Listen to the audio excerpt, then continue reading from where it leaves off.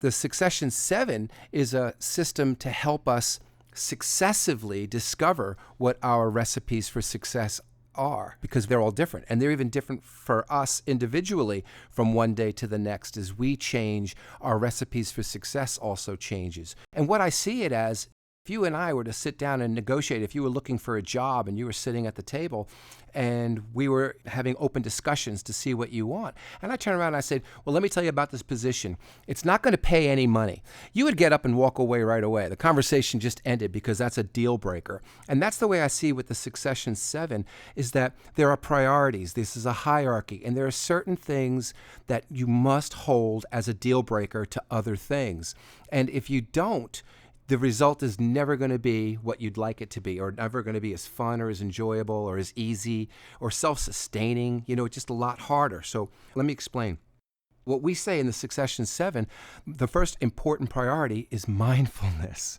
So above all, mindfulness has to be the ultimate deal breaker. If there's no mindfulness, then you don't want to be part of it. Like even your own participation in your own life, you want it to be mindful. Mindfulness is what lets us observe ourselves, be with ourselves, to stop when it's time to stop, to breathe when it's time to breathe, to drink water when it's time to drink water, to rest when it's time to rest. It's that in-touchness that really helps. And for me, to observe ourselves or observe ourselves observing ourselves is the greatest leverage that we have as human beings to be advocates for our greater self.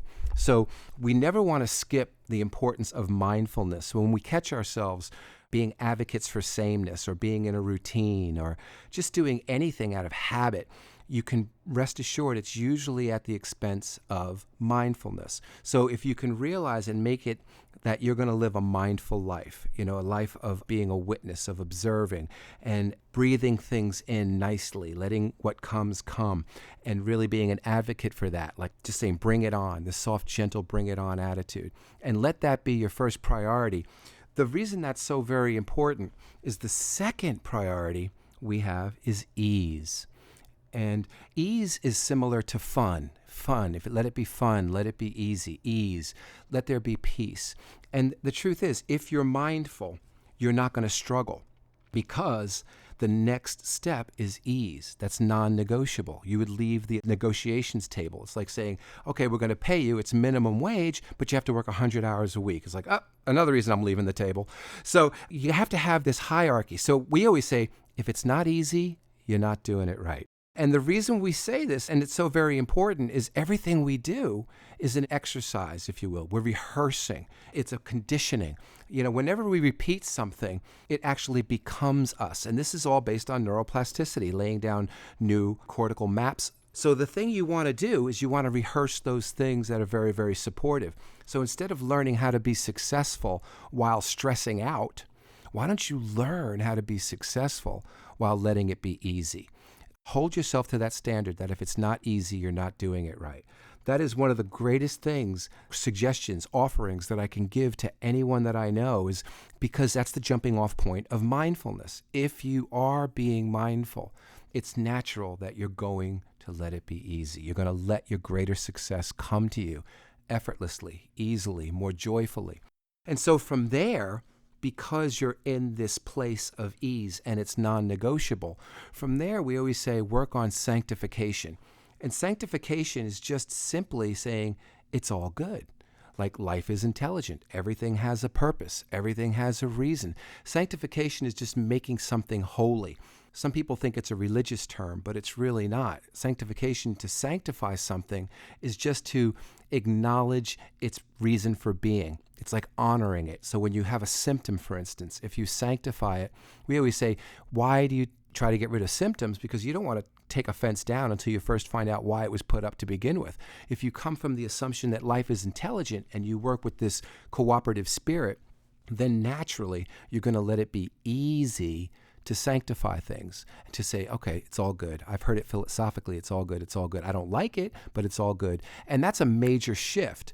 And when you really own that it's all good, when you see that things really are intelligent and they are supporting your spiritual emergence and your continuous processes of growth and becoming, and it really is an exquisite, beautiful process, and nothing that you would ever predict or you could ever even imagine. It's so nonlinear, seemingly chaotic, right? But it really is beautiful, just outside of the way we would write the story. So if we can go with it, have that go with itness in the sanctification department and just go, wow, this has a reason for being. This is really there to serve me. Then what happens from here on in, everything else is like a flow chart, and it happens so organically. It's organic to get to that fourth step, which is what? Gratitude. Because if you really are sanctifying something, then you can go to that fourth step organically and go, wow, thank you. Because why are you saying thank you? Because this is happening and it's happening for my benefit. And I'm meeting it in ease and I'm meeting it with mindfulness. I have so much to be grateful for. And so what does that gratitude bring you to? Natural happiness, the organic happiness, the fifth stage, right? The fifth step. When we say happiness is the way, I want to be around people who their happiness is coming because they're living in gratitude. And they're grateful because they know all is well. And they're knowing all is well from this place of letting it be easy, letting it be fun. And that's happening because they're serving that first priority of mindfulness. And so once you have that happiness, then what's the next thing? Kindness. So kindness comes as a natural, organic manifestation of being happy. If you're happy, you'll be kind to people. You'll want to serve people. I mean, kindness is really doing for others, just being so selfless. And, that saying, if it's important to you, it's important to me. And how easy it's to do. We can be kind when we're happy. And we're happy when we're grateful. And we're grateful when we're sanctifying. And we're sanctifying when we let it be easy, when we let it be fun. And we're doing those things when we're being mindful. And then the very last step, the succession 7, is newness and creativity, because they're the same. Being new is being creative, and being creative is being new.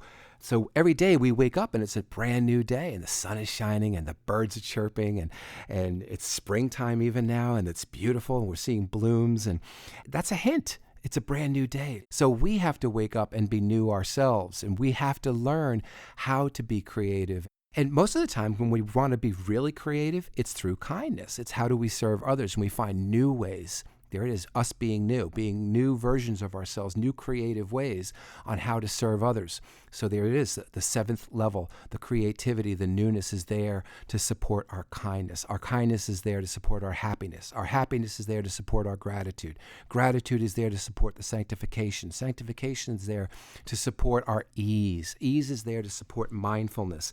That process is the most powerful process I have ever come across, and I'm so honored to be a midwife of it, because having worked this successively for many years, I can tell you it does work, and it is easy, and you can let it be easy, and you can just through mindfulness enjoy what people who do this process enjoy.